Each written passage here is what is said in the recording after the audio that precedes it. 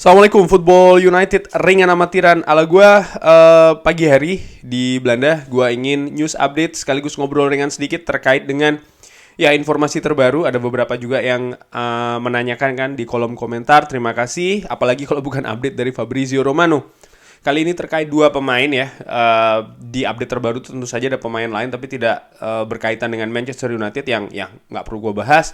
Langsung aja ada dua pemain yang dibahas di video tersebut. Nomor satu adalah Frenkie de Jong terkait dengan Chelsea. Bagaimana kemungkinannya? Fabrizio Romano mengatakan ya masih belum ada kemungkinan karena masih hanya Manchester United yang melakukan proses secara langsung terhadap pemain ini. Frenkie de Jong situasinya masih sama. Frenkie de Jong masih lebih memilih untuk stay di Barcelona. Barcelona pun juga masih sama sikapnya. Kalau Frenkie de Jong ingin stay di Barcelona, harus melakukan pemotongan gaji yang cukup besar ya. Kabarnya kan 40-50%, sekitar segitu. Sementara di sisi lain Barcelona pun juga masih aktif ya, mendatangkan terus pemain baru. Bahkan kabarnya juga merupakan salah satu klub dengan pengeluaran terbesar ya musim panas ini di bursa transfer dalam hal mendatangkan pemain. Kesepakatan sudah diraih, itu juga disinggung di channel Fabrizio Romano. Tetap masih valid ya, Manchester United dan juga Barcelona 85 juta, 75 juta guaranteed money, dan sisanya 10 juta itu add-ons. Nah, Manchester United ini masih terus mencoba. Fabrizio Romano mengatakan ya masih terus mencoba karena masih ya optimis dan masih percaya kalau kemungkinan Frenkie de Jong datang ke Old Trafford itu masih cukup besar. Dikabarkan sebenarnya Manchester United punya backup plan, tapi saat ini itu ditutup semua. Plan B, plan C, plan D, dan lain-lain itu masih kepada seorang Frenkie de Jong. Jadi Manchester United ini masih terus memproses, masih terus menantikan ya seorang Frenkie de Jong ini untuk datang ke Old Trafford. Bagaimana pendapat gua, opini gua dengan amatiran? Peluangnya masih ada, masih besar. Bahkan gue juga sudah memberikan prediksi kan di beberapa video gue sebelumnya. Gue bikin konten prediksi gue nanti bagaimana Frenkie de Jong dan juga Cristiano Ronaldo. Mungkin teman-teman bisa nonton yang belum nonton ya. Sekali lagi itu bukan pengharapan gue. Maksudnya gue pengennya enggak, hanya gue prediksi saja ya berdasarkan informasi-informasi yang ada saat ini. Karena kalau untuk Frenkie de Jong, ya gue tetap berpegang bahwa Barcelona ini ada masalah finansial ya kan. Sementara di sisi lain nampak sekali Juan Laporta ini ingin memperbaiki Barcelona untuk berlaga di musim depan ya. Setelah musim lalu mereka tidak bisa juara, cukup tertinggal dengan pesaing utamanya. Musim depan nampak lebih ambisinya cukup besar ya. Ini dilihat dari pemain-pemain baru yang didatangkan. Tapi gue tetap berpegang kalau mereka ini ada masalah finansial. Artinya ketika mereka melakukan banyak mendatangkan pemain baru, pengeluaran ya harus diimbangi neracanya ini dengan pemasukan dari mana? Dari penjualan pemain. Dan ya Frenkie de Jong ini gajinya kalau tidak salah yang terbesar di El Barça. Jadi cukup membebani keuangan klub. Nah ini juga cukup menarik bagaimana kalau seandainya ya Frenkie de Jong ini stay, solusinya akan seperti apa? Karena kondisi finansial ini salah-salah tindakan bisa berakibat fatal bagi klub itu sendiri. Jadi menurut gua gue sudah beri prediksi by the way ya. Menurut gua akan datang Frenkie de Jong.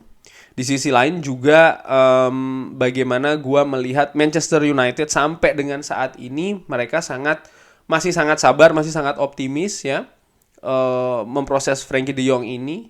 Gue yakin klub sebesar Manchester United ketika melakukan keputusan ataupun juga action ya terkait pemain, contohnya Frenkie de Jong ini, mereka pasti sudah punya pertimbangan, mereka pasti sudah punya perhitungan.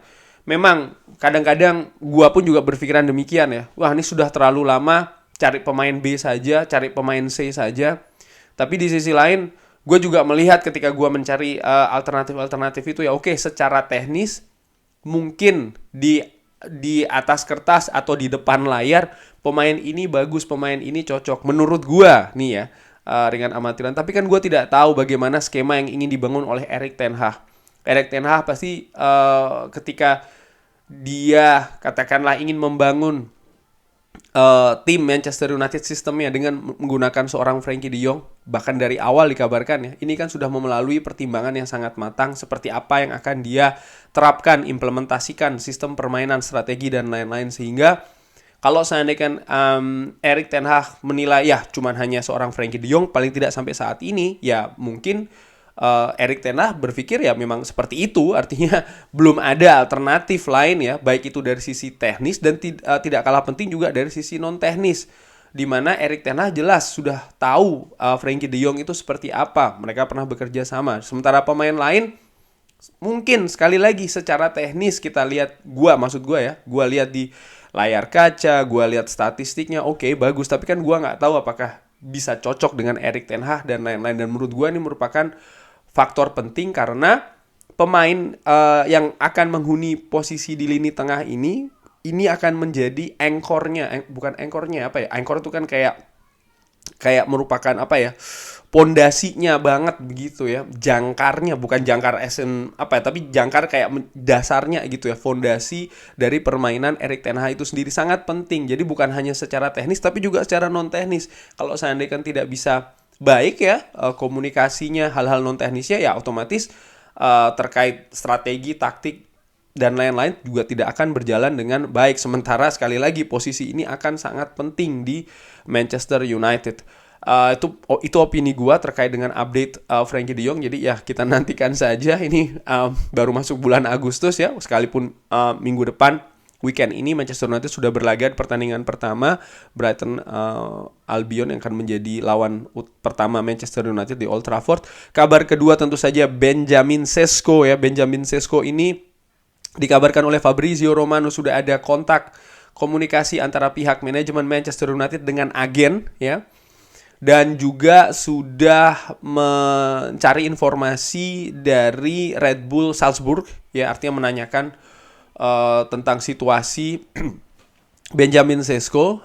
Red Bull Salzburg jawabannya masih sama, bahwa Benjamin Sesko ini rencananya baru akan dilepas musim panas tahun depan 2023, bukan musim panas saat ini. Jadi ya, kalaupun ada tim, klub yang ingin mengambil atau mentransfer Benjamin Sesko, harus ada sesuatu yang istimewa dalam tanda kutip ya, apalagi kalau bukan menurut gua transfer fee mungkin yang tinggi, yang besar. Tapi Fabrizio Romano juga mengabarkan memang Manchester United ini berminat, tapi bukan hanya Manchester United, ada juga tim-tim lain yang berminat. Tapi belum ada sama sekali yang mengajukan penawaran secara resmi. Semua masih baru menjajaki kemungkinan, mencari informasi. Walaupun, nah yang menarik adalah Fabrizio Romano pun juga memberikan prediksi kalau nampaknya besar kemungkinan Benjamin Sesko akan lepas dari Salzburg musim panas ini. Bahkan diprediksi dalam ya hari-hari ke depan atau minggu-minggu ke depan ini akan ada update lagi tentang Benjamin Sesko. Artinya apa, ini hot commodity ya. Tim yang berminat harus bisa bergerak cepat. Khusus untuk Manchester United ya, selain bergerak cepat juga menurut gue harus dipertimbangkan faktor-faktor kayak ya apakah sesuai dengan Erik ten Hag. Erik ten Hag harus terus dilibatkan di semua kegiatan transfer, baik itu mendatangkan maupun mengeluarkan pemain ya, termasuk juga Benjamin Sesko ini, karena ini yang berbeda dari musim-musim sebelumnya. Kalau Erik ten Hag memberikan lampu hijau, ya manajemen harus segera bergerak cepat, karena menurut Fabrizio Romano cukup banyak tim lain atau klub lain yang juga berminat kepada seorang Benjamin Sesko. Ya, kita lihat saja. Menurut Fabrizio Romano, hari-hari ke depan, minggu-minggu ke depan ini akan cukup aktif nih update tentang Benjamin Sesko. Gue juga tidak sabar ya. Gue juga sudah memberikan pendapat tentang Benjamin Sesko, ada di video gue sebelumnya. Pemain yang bertalenta, pemain yang berbakat, yang agak sedikit apa ya, tanda tanyakan lah, katakanlah itu adalah harganya. Karena untuk pemain 19 tahun kalau harganya terlalu tinggi 60 juta, bukan soal masalah klub mengeluarkan uang besar ya, karena tentu sudah ada pertimbangan, tapi gue lebih melihat dari sisi sang pemain. Artinya apakah dia sudah bisa beradaptasi. Oke, secara teknis mungkin tim kepelatihan yang bisa menilai, plus juga harus bisa diproteksi nih, karena ya pemain masih muda, 19 tahun, bandrol harga tinggi, akan rame nanti di media bagaimana mentalnya. Mudah-mudahan bisa ya, kalau seandainya datang langsung moncer oke, tapi ketika tidak, nah ini kan pasti akan diserang oleh banyak pihak ya, media dan lain-lain ya, karena dia bermain katakanlah pada saat itu sudah datang di klub sebesar Manchester United yang sudah selalu akan menjadi headline terus kan, seberapa kuat dia. Lalu kalau didatangkan 60 juta, bagaimana proyeksinya? Apakah akan jadi pemain backup atau akan jadi pemain utama? Ini kan juga harus diperhitungkan. Kalau pemain utama, oke, 19 tahun.